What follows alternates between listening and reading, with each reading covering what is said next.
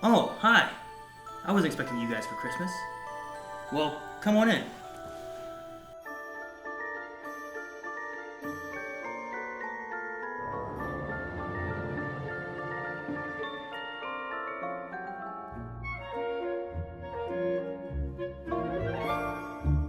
Around this time, I always like to tell my favorite Christmas story.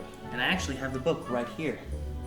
So if you guys don't mind listening, I'll give you guys the Die Hard Christmas story.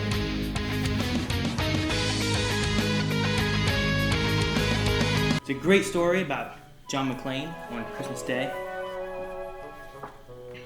So why don't we start? 'Twas the night before Christmas, and up in the tower, everyone was partying except one wallflower. John McClane missed his wife. Things weren't the same since Holly moved west and changed her last name.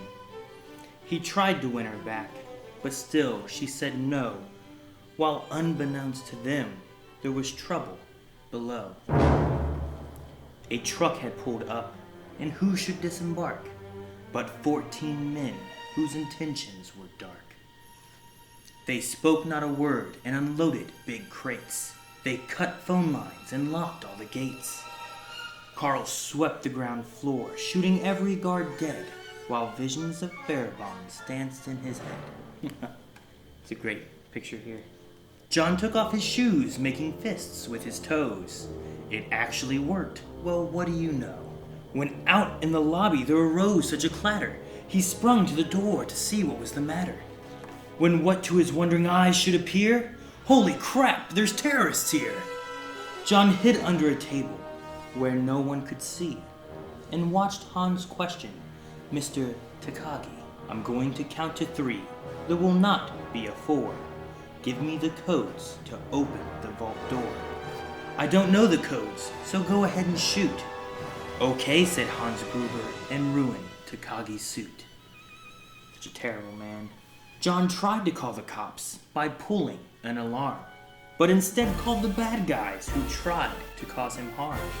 But John killed Tony, who had very small feet, and sent him to the terrorists as a Yuletide treat.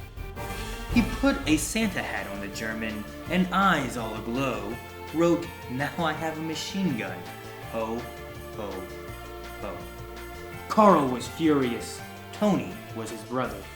He chased John across the roof, and they shot at each other.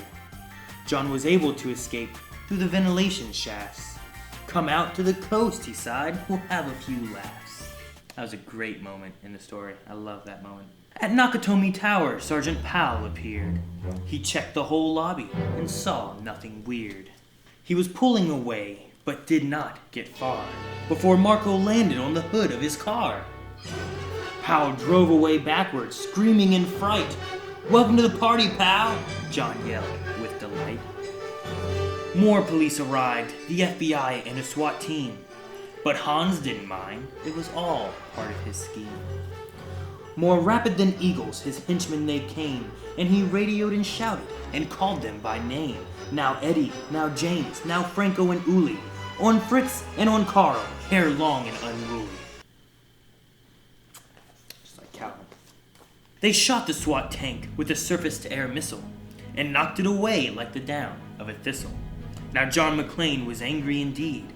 He blew up 2 terrorists and called them jerkweed. Ellis told Hans, "Bubby, I'm your white knight." Hans shot him dead, giving the hostages a fright.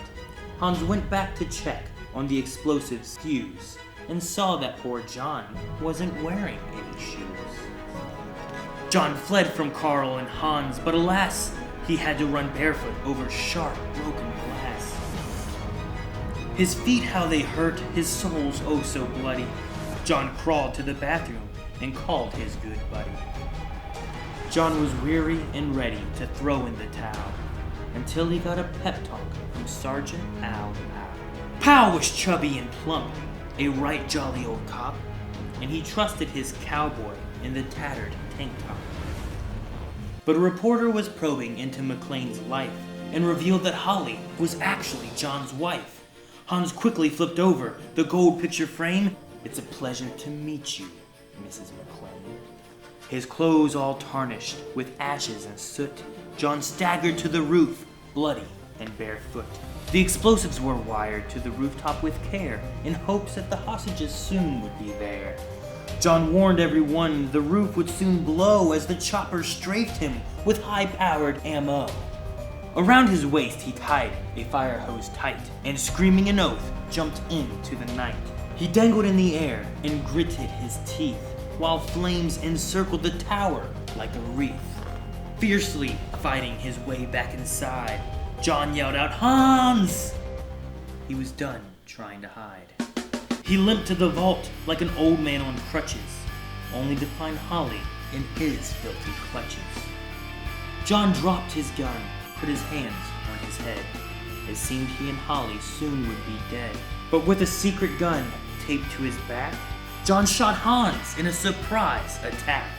Hans fell out the window, still holding Holly's arm, and slowly, deliberately raised his firearm. The tenacious villain held on by his nails till John unhooked Holly's watch and said, "Happy trails!" Bearer bonds fluttered like fresh fallen snow as Holly embraced her blood-spattered bow. So Merry Christmas to all! Be kind to one another. And most of all, yippee-ki-yay, motherfucker. A great Christmas story about John McClane, who had been separated from his wife, but due to the great Christmas miracle, they are reunited. Hopefully you guys have a Merry Christmas and are reunited with anyone that you've been missing. Take care, guys. Love from Blind Wave. Have yourself a merry little Christmas. Alright guys, thank you so much for watching. If you guys want to see more things like this, make sure you guys hit that like button down below, hit the subscribe button, and don't forget to have a Merry Christmas, Happy Holiday, and a Happy New Year. Take care, guys.